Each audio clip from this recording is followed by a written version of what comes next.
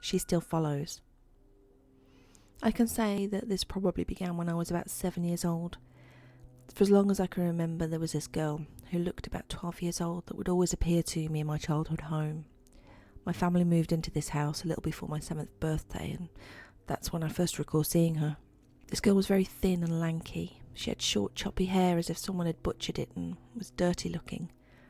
She wore what I would consider a grungy, what was once white slip, always barefoot. As a child, I was always an early riser. On Saturday mornings, I was usually up around 5:30 or 6 a.m. for some reason. I had to be that annoying child that would wake my mother up to turn the TV on for me, as this was an older set that didn't have a remote control. Our house had a bit of a weird layout. The previous owners of the house had made an additional 2 rooms to the back of the house that were to be our dining room and TV room. This room had a connecting sliding door directly to my parents' room. Like clockwork, every Saturday I would make my way down the hall to my parents' room, wake my mother to turn the TV, but always made her leave the sliding door open so she could watch me, but in reality she always went back to sleep. I knew this, but still felt comforted that I could run through the open sliding door instead of going through the kitchen and down the long hall to her bedroom. I never told my mum, but it was because the lanky girl would follow me. She didn't constantly follow me all day long, but would randomly appear in places where it was unexpected.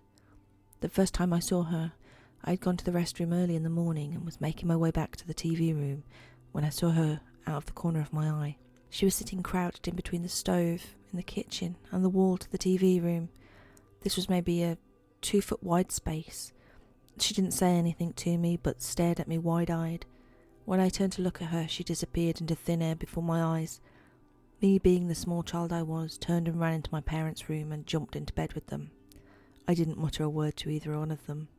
After that, she would just pop up in the TV room early on Saturday mornings and just sit at the end of the couch not looking at the TV, just staring straight. She never attempted to talk to me and rarely looked at me, and if she did, it was a blank stare. As years went on, she began to appear in other places. In this house, there was a full floor-to-ceiling mirror at the end of the hall, and let me share that I hated walking the hall by myself, as she would walk behind me quite a bit.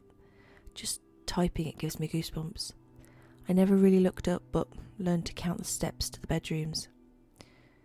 When I was 11, we finally moved out of the house and didn't see her for quite a while until I was about 20, and had quite frankly forgotten about her until one day when I was putting some stuff away and walked into my parents' room, and there she was. Same position as I had first seen her on my parents' bed. She didn't look as old to me anymore as she initially did, given that when we first met she was about 4 years older than me and was now 9 years older than her. There she was in the same grungy dress and choppy hair, saying nothing but giving me that blank stare.